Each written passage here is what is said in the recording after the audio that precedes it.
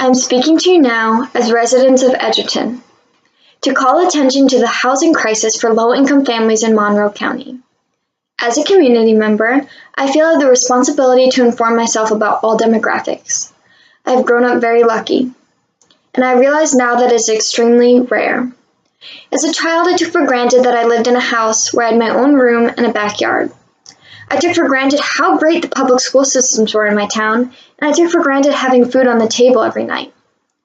It wasn't until I started working in Philadelphia that I realized many people right here in America are suffering from poor living conditions. As a dancer, my company would do outreach performances at public schools in the outskirts of the city. As we drove through the city, I saw young children sitting on porches of houses that looked like they were abandoned. The structures looked as if they were about to topple over on them. I quickly learned that extreme poverty is not just an issue in other countries, but in our own backyard. I have lived in Rochester for 2 years now, and I've grown to love the city. We have a great arts community and fun restaurants, but we also have a large portion of residents living below the poverty line. More than half of the population in the city of Rochester is classified as low-income households, and there's a scarce amount of subsidized housing. This puts a strain on many families, including Edgerton families. And in addition to not enough housing, we see very few low-income housing opportunities in the suburban areas of Monroe County, meaning poverty is concentrated into urban areas like Edgerton, and furthermore that minorities are also concentrated into our urban communities. Within the city, 4 of the 10 planning sectors account for nearly 80% of all racial minorities. You may ask how this happened. Why would we be this segregated in modern America?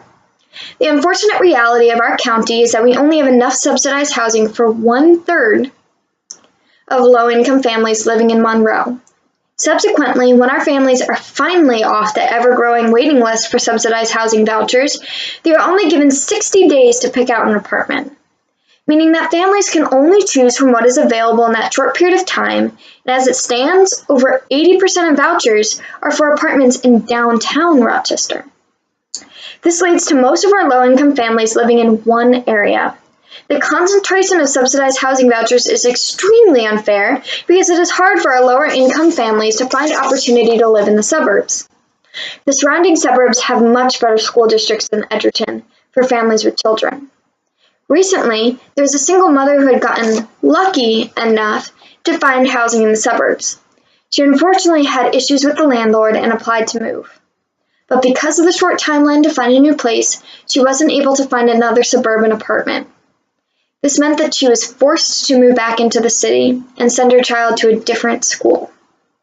Edgerton should not be the only place you're allowed to raise your child. Just because you aren't making 6 figures does not mean you are worth less as a person. It does not mean your child deserves less, and it does not mean that you have to put up with these conditions. Families living near and below the poverty line need to come together and tell our elected representatives that this cannot go on. Local government has the power to change legislation to make more subsidized housing required so that the waiting list is no longer 6,000 families deep. Legislators should also extend the timeline required to choose housing when using a voucher. This will give families, like the ones here in Edgerton, more options in where they want to live as apartments become available. Legislators should demand that the distribution of vouchers is less concentrated into the city and more spread out into the suburbs. We need to advocate for ourselves, but also for our community members and neighbors. We need to inform Edgerton and our surrounding neighborhoods about the problem ravaging our community. Because like myself before investigating, many do not understand the urgent need for more housing opportunities. This is long overdue. You deserve a good roof over your head and the security of raising your child in better school districts.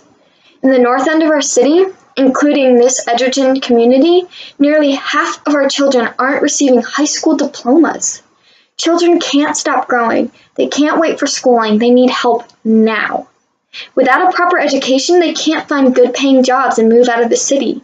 Our children will be trapped in a never-ending cycle of poverty. We have numbers on our side. If we all came together and agreed to inform our community, speak up, and vote, we can really make our local government notice.